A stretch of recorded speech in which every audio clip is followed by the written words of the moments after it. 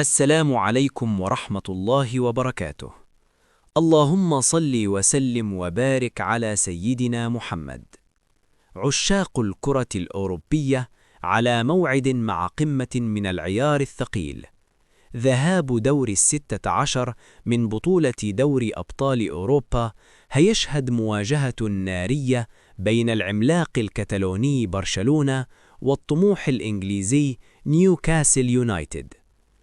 الموعد يوم 10 أو 11 مارس، الساعة 10 مساء بتوقيت القاهرة، 11 مساء بتوقيت السعودية، 9 مساء بتوقيت المغرب والجزائر.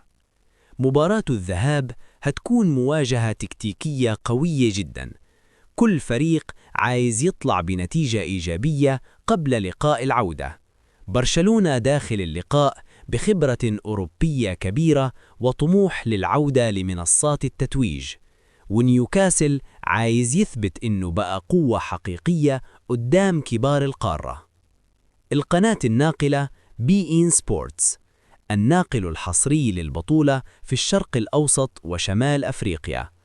هل نشوف عرض كتالوني ممتع واستحواذ قاتل، ولا مفاجأة إنجليزية وضغط عالي يقلب الموازين؟